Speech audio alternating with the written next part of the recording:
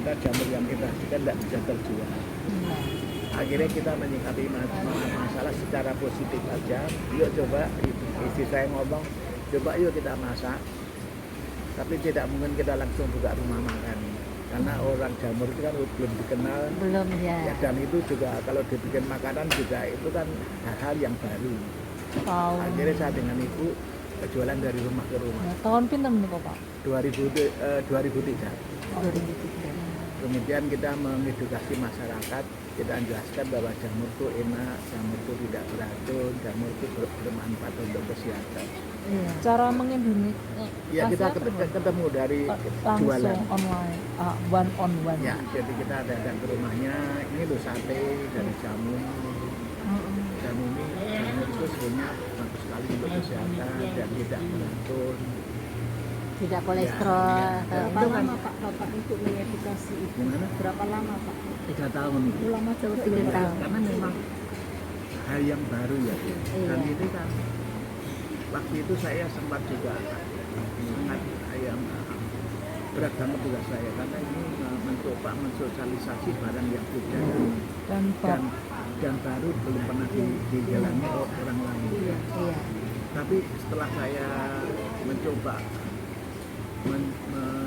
menjual tidak laku, kemudian saya bilang ini gratis, akhirnya mereka mengutipin. Bapak sempat menggratiskan produk Oh iya. itu. Karena orang waktu itu disuruh beli juga tidak mau. Tapi ternyata orang Indonesia itu berani mati kalau gratis. Pak, Bapak kan mulai Yoswa 54. Iya. Terus Bapak ngendika menawi 3 tahun butuh kangge napa ngedukasi. Iya. Jadi kan Bapak 54 tambah 3 kan 57. Itu bukan suatu usia yang mudah buat seseorang memulai hal yang di luar zona nyaman jauh banget gitu loh Pak. Iya. Nah itu Ya. motivasi Bapak terus Pak. Soalnya gini, kalau saya kan begini, saya pengalaman hidup saya sudah dibiasakan oleh keadaan bukan orang tua. Karena memang orang tidak mampu, saya juga dibiasakan kesenangan-kesenangan itu dibatasi. Jadi saya itu sudah merasakan bagaimana kehidupan yang susah, kehidupan yang makan hanya sekali, tidak bisa sekolah. Ini menjadi pelajaran yang luar biasa. Hanya waktu itu yang berpikir bagaimana hari tua saya dengan kemiskinan itu terulang. Meskipun pada waktu itu posisi saya keluar dari perusahaan itu posisi saya pimpinan perusahaan. Sudah pimpinan padahal. Tapi pada waktu itu saya berpikir yang namanya pimpinan perusahaan itu juga tetap karyawan itu. Iya. Tidak dibatasi, saya tidak bisa langsung. Artinya mengabdi terus menerus. Ya, pada suatu saat saya mesti kena PHK. Itu yang sebenarnya peristiwa yang saya takutkan. Tapi itu memang harus kita tempuh supaya kehidupan miskin lagi di hari tua jangan terulang. Itu yang menjadi motivasi saya, itu yang jadi motor saya, dan itu yang menjadi bahan bakar saya. Mengapa saya jadi pimpinan berani jualan dari rumah ke rumah, dan saya melakukan sesuatu yang orang lain tidak bisa melakukan. Mungkin kalau bukan saya tidak mau mungkin salah pimpinan mau jualan dari rumah ke rumah, tapi saya bisa.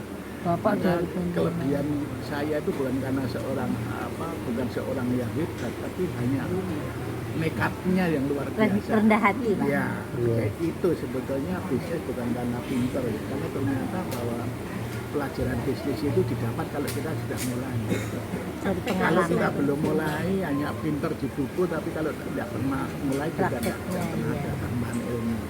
Ternyata ilmu bisnis itu bisa ketemu kalau kita mulai. Sudah melakukan. Setiap hari menghadapi masalah, setiap hari menghadapi masalah, bagaimana kita menyikapi masalah.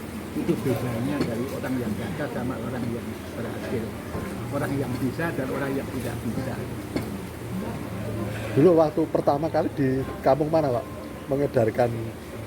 Kebetulan saya dulu punya tanah 130 meter, jadi waktu itu juga ya saya di depan. Jadi kita, Oh di sini juga sudah di ya, kampung? jadi dulu saya jalan dari rumah ke rumah, kemudian angkringan.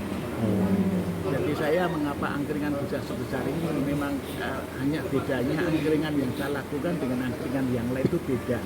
Hanya yang kita jual itu adalah unik dan berbeda. Iya itu. Tapi betul. kalau yang klien yang lain itu yang dijual sama. Iya. Iya, iya. Itu bedanya. Saya maka saya hanya melakukan sesuatu yang beda dengan yang lain. Iya. Kebetulan Irinya juga gitu aja. saya dosen Pak. Ini apa Jejamuran, ini salah satu rumah makan yang selalu saya gaungkan Oh, waktu terima kasih Bapak. kuliah.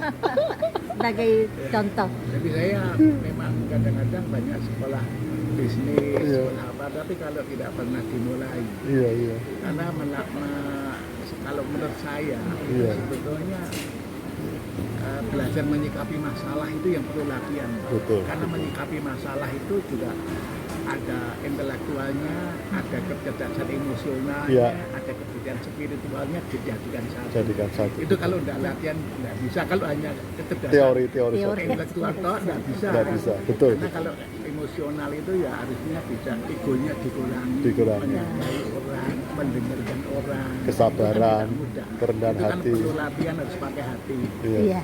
Terus berbagi. Iya. Nah itu. Itu bagus. Tapi ini kan tidak bisa kalau kita hanya baca harus dilatih. Iya. Betul. Noto hati itu kan harus latihan. Raiso. Betul. Itu sebenarnya kuncinya bisnis di situ. Akhirnya setelah berkembang baru saya membebaskan tanah itu 6.000 meter. Baru membebaskan parkiran itu 10.000 meter.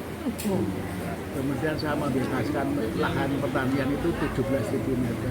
17 hektar. Terus kemudian saya membebaskan di Kaliurang itu 5.000 meter. Dulu saya beli tanah itu 450 per meter. Tapi sekarang harganya semua 3 juta. Nggih. Nggih. Leres Pak. Betul betul. Dan saya memang kepengen saya tidak mau terlalu besar, tapi bagaimana mengelola Iya. perusahaan itu meskipun kecil tapi berkelanjutan. Dan saya melihat Bapak merangkul dengan kampung masyarakat ini saya melihat itu. Itu yang kekuatan yang luar biasa. Iya, saya melihat. Jadi saya begini, Pak, Jejamuran bisa hebat itu karena kita mengelola karyawan, diperlakukan sebagai teman, sebagai saudara, jadi ada interaksi. Mereka saya gaji, kemudian saya kasih bonus, kemudian jam sostek yang bayar saya, kemudian mereka saya pensiun. Itu supaya Ada nyaman. Ya, tapi juga itu belum jaminan supaya perusahaan ini berlanjut. Kemudian anak-anak saya yang kemudian yang 5, yang 4 itu ikut di sini, yang satu kebetulan di Bank Jakarta di BNI dan di kepala divisi Trisuri dan tinggalnya di BSD. Oh, BSD. Tonggo kula, Pak. Di di bencana lokal. Lah, iki sing telepon kula niki saking kencana lokal, Inneke. Sebelumnya saya kemarin baru saja dari sana saya. Oh, Saya Kencana waktu itu lokal. lihat pameran di Kemayoran, mana ada pameran industri. Nggih. Ya, kemudian kemarin saya main-main di Ayon. Ayo no. Dan saya punya anak saya punya apartemen di depan Ayon itu. Oh, yang The Brands atau yang ya ini. Barusan Sky kemarin House. seminggu yang lalu guys. Oh. Jadi ini hanya yang 4 ini memang kita Bapak jadi meneruskan. saya kepengen bahwa usaha ini supaya bisa berlanjut itu kuncinya itu kan bukan dari luar Pak, dari dalam. Betul. Iya, betul. Biasanya hancurnya perusahaan itu tergantung pada anak-anak saya. Betul.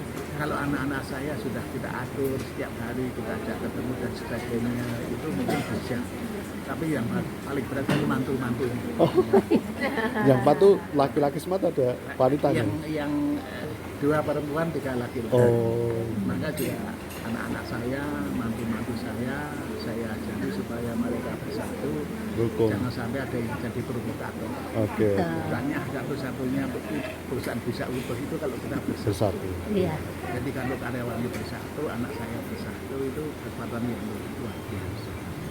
Nah kemudian cucu saya itu 10. Hanya saya Wow. khawatir bagaimana generasi Ketiga. berikutnya itu yang Iya. saya tidak tahu. Betul, Mungkin betul. saya juga tidak lihat. Iya, iya. Tapi saya sudah menanamkan pada anak-anak saya. Yang penting yang berlima ini harus memberikan contoh, teladan supaya anak-anaknya juga mengikuti. Artinya apa ya, jangan sampai salah ingin. Biasanya hancurnya keluarga itu kan rebutan harta. Tapi kalau semua orang menyadari bahwa orang hidup itu jangan sampai salah ingin. Artinya orang hidup itu ya sederhana. sederhana itu berarti orang bukan orang miskin, tapi yang mungkin jangan berlebihan, tapi ya jangan kekurangan. Cukup. Kalau sudah orang bisa mengukur kecukupan, tidak rakus, itu harapan saya tidak mungkin terjadi perselisihan. Ini kita lakukan pada anak-anak. Soalnya kalau karakter-karakter nggak dibentuk, itu juga bisa 10 cucu saya, mantunya juga 10 itu juga masalah. Tapi ini yang 5 ini harus menjadi saya juga pengen anak cucu-cucu saya ceritani, maka saya menulis buku juga. Itu tujuannya bukan ya sekarang kita jual di depan, tapi tujuannya hanya untuk cucu saya itu tahu ceritanya, Simbah dulu itu perjuangannya seperti apa, Tahu sejarah. jangan sampai mereka itu menghabiskan yang sudah kita bangun. Ya, terus Pak, matur nuwun Pak.